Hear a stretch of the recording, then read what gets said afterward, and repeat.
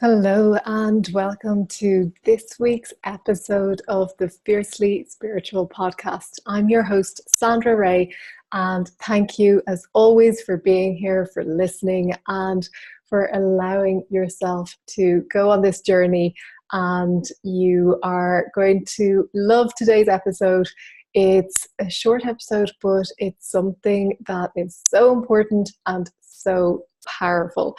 So today we are talking about gratitude and the power of gratitude and why you need to make it a priority in your life. Now, this is something that years ago, when I first started hearing about gratitude, I understood what it meant. I understood that gratitude was this high vibration. It was a really powerful force to allow you to create the life you want. I understood it on a mental level. And I knew of the power of gratitude.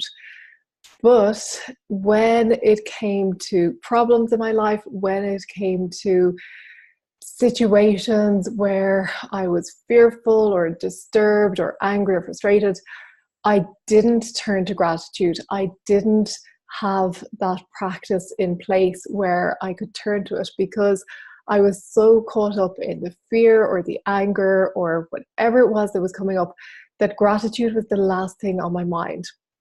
Now, I knew that gratitude was able to lift me up out of whatever was going on in my life. I knew that gratitude was so important, and I knew that it could help to attract to me a better feeling, better situations, better life.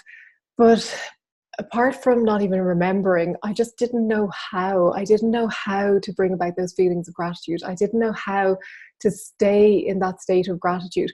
When something would happen in my life and it might cause a feeling of sadness, I'd be caught in the sadness. If something else would happen and might cause anger, I would be caught up in the anger. And I was just being thrown around in this emotional washing machine and just completely subject to whatever external factors, whatever external forces were going on, and allowing them to influence my mood, allowing whatever was happening in the world outside me to influence how I would be. And really, it's easy to be in gratitude when things are going well. And that's when I was using gratitude, when things were going well, feeling grateful for things.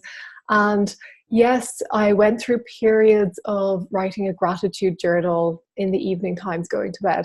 And that's a wonderful practice, and I encourage you to do that. But then again, I would spend the day just being thrown around in this emotional washing machine, allowing every event to sway me this way and that way. And I wouldn't turn to gratitude during the day when it was so needed.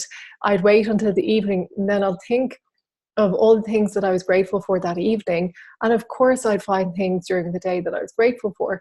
But it's in those moments when you're feeling the fear coming up, or you're feeling the anxiety or the worry or the stress or whatever it is, they're the moments when you need to turn to gratitude the most. And of course, when you're in a state of gratitude, when you're feeling good, then you need to amplify it. You need to lift it to the next level. So if you do this, if you can maintain your gratitude despite what's happening around you, despite circumstances, despite the events in your life, then you will start to notice a difference in your life. And it's a bit like, imagine if somebody approached you and in their hands they had two briefcases, and they placed both of them on the table in front of you, and they opened up one of them, and inside the first briefcase is a pile of cash. It's just filled with cash. And then they open up the other one, and when they open it up, it's filled with poo. And they ask you to choose, which one would you like? Which one of these briefcases do you want to take with you? And you look at them and you think for a moment and you say, well, do you know what? I'm going to choose the poo because I'm feeling really bad and that kind of matches my mood. So I'm going to take that one. And it sounds farcical. It sounds like so ridiculous when we put it that way. But when we are feeling pain, when we're suffering, when we're in worry, when we're choosing stress, when we're choosing to rush about, when we're choosing to be judgmental about others and about ourselves, then we're choosing the bag of poo. And when we choose gratitude, we're choosing the bag of cash, we're choosing abundance, we're choosing prosperity, we're choosing all the things we want. But those emotions, the stress and the anger and the worry, they're so familiar that we don't know how to choose something different. We don't know how to choose what we want. And when we're in that state, you might say, well, of course I can't feel gratitude because I hate my job. And, you know, my dad is really sick at the moment and my best friend isn't talking to me and my life is just a misery. So of course I can't feel gratitude. And if that's what you believe, if you believe that you can't feel gratitude, then guess what? You're not going to be able to feel gratitude. But if you believe that you can tune into the slightest thing that you can feel grateful for, it doesn't have to be monumental. Maybe you can feel grateful for the job you hate. Maybe you can feel gratitude for even having a job. Maybe you can feel gratitude for the colleagues who you work with, who you get on well with. Maybe you can feel gratitude for the paycheck at the end of the month. Maybe you can feel gratitude for your role that you have in your job and your ability to help your clients or whatever it is that you do. And even though you still would prefer to do another job, maybe you can feel gratitude for all those little things. And maybe if someone in your life is sick, maybe you can feel gratitude that you can shower them with love and that you can appreciate them right now and that you have had such a wonderful person in your life throughout your life and that they continue to be in your life. And maybe if your best friend isn't talking to you, maybe you can feel gratitude that you have a best friend. Maybe you can feel gratitude and just send that best friend love and know that things will change and know that you always have a choice.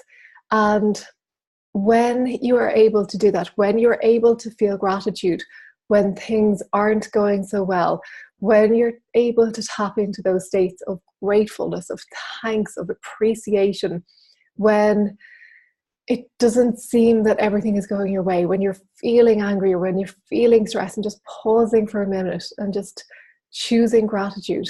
Maybe you're sitting in your car and you're stuck in traffic. Maybe you can feel gratitude for even having a car. Maybe you can feel gratitude for having gas or petrol in your car. Maybe you can feel gratitude that there's heating and air conditioning in your car. Maybe you can feel gratitude for your health and well-being and being able to switch on the radio and enjoy whatever is on the radio, or switch on your Spotify or whatever it is that you listen to. So there is always an opportunity to feel gratitude no matter what is going on in your life. And I remember experiencing this years ago when somebody close to me passed away, and I remember feeling just overwhelmed with sadness. But in between that sadness, there was like little moments of laughter. And I remember feeling astonished that there could be laughter despite the sadness. And I remember feeling that even though it was so painful and even though it's hurt so much, that I could still go about my day and do things that I needed to do. I could still function and I could still just appreciate all the other things in my life. And even though there was still pain and sadness there, I was still able to choose. And we always have that choice. And don't forget that you have that choice. And if nothing else, when you choose gratitude, when you choose to tap into those emotions of thankfulness, of gratefulness, of appreciation, if nothing else, it feels really good. So I urge you to try it the next time. Well, try it right now. Don't wait until the next time you're feeling angry or sad or whatever it is. Try it right now to just tune into what you're grateful for. Look around you. Feel gratitude for the chair you're sitting on. Feel gratitude for the computer that you're using. Feel gratitude for your iPhone or whatever it is. And just allow yourself to feel it for a moment. And when you allow yourself to feel it and you really just get into it, it starts to feel really good and you want more and more and more of it. And then you'll realize, I can choose. I don't have to be a victim of the circumstances in my life. I don't have to be thrown around in this emotional washing machine. I can choose to stand strong in gratitude and in peace. And I get to choose that. I get to choose in each moment how I'm feeling.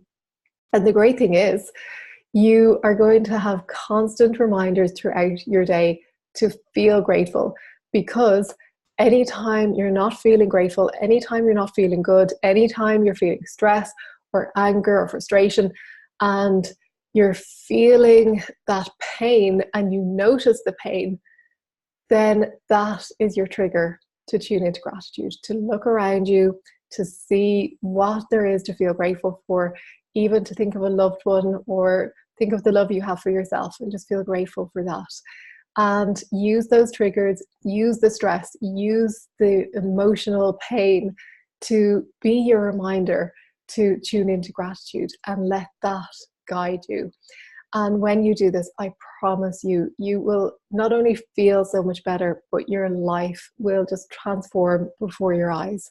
So I hope you enjoyed this short episode, and I hope you do go and just sit for a moment, maybe close your eyes, practice feeling grateful, and let me know how you get on with it. Thanks once again for tuning in, and I'll see you in the next episode. And by the way, if you enjoy this episode, please share it with friends, with family. Please like it. You can subscribe on YouTube. You can subscribe on iTunes, and you'll get immediate updates for new episodes once you subscribe. So it's the Fiercely Spiritual Family on iTunes, and you can just search for my name as well, Sandra Ray, on YouTube. Thanks once again, and we will see you next week.